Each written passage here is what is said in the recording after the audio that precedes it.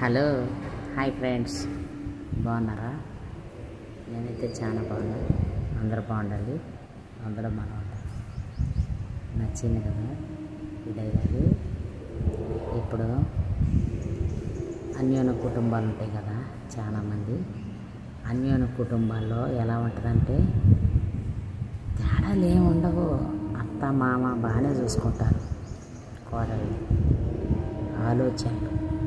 ఆలోచనల వల్ల తేడాలు, పెద్దలు చిన్నళ్ళ ఆలోచిస్తారు, అంతే తేడా.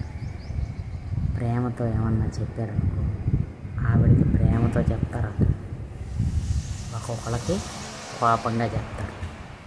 నాకైతే కోపంగా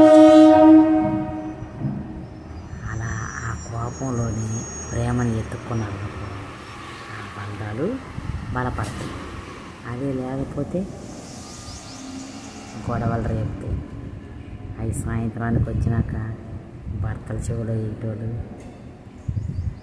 చిన్న పిల్లలు ఉండగానే వాళ్ళని కొట్టుకోవటాలు అవన్నీ చేస్తూ ఉంటారు. ఆలోచన లేని స్త్రీలు అలా చేస్తారు.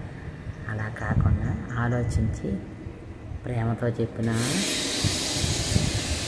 ఆవిడికి ఒకే మాట, కోపంగా చెప్పినా అదే మాట అనుకొని ప్రేమ వెనక అర్థం చేసుకొని జీవిస్తే కుటుంబాలు, ప్రతి ఒక్క కుటుంబాలు, ఉమ్మడి కుటుంబాలు, ప్రతి ఒక్క కుటుంబాలు సాఫల్యమైపోతాయి. ఎందుకంటే మా అమ్మ అలాగే చెప్పింది. మా వదిన అయితేనేమో, మా పెద్ద వదిన అయితేనేమో ఇంకా టాపులు వేసిపోయేది, చిన్న వదిన అయితే గమ్మునుండేది. వాళ్ళిద్దరికి తేడా అది.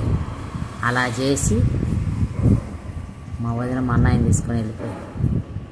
అలా మా చిన్న వదిన ఇంట్లోనే ఉంది, బరువు బాధ్యతలు మోసింది, చాలా కష్టాలు పడ్డారు. అయిన వాళ్ళకే పేరు వచ్చింది, వెళ్ళిపోయిన వాళ్ళకి పేరు రాదు.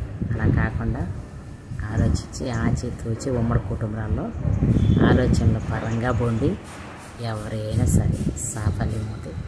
నేను ఇప్పుడు చెప్పిన బ్యాక్ 36 years బ్యాక్, నేను చిన్నపిల్లనప్పుడు 3rd తరగతి చదువుతున్నాను, అప్పుడు చెప్పేది మా అమ్మ. నేను ఇప్పుడు చెప్తాను మీకు. ఓకేనా ఫ్రెండ్స్? నచ్చితే లైక్ చేయండి, షేర్ చేయండి, సబ్స్క్రైబ్ చేయండి నా మాట. ఓకేనా? Bye bye.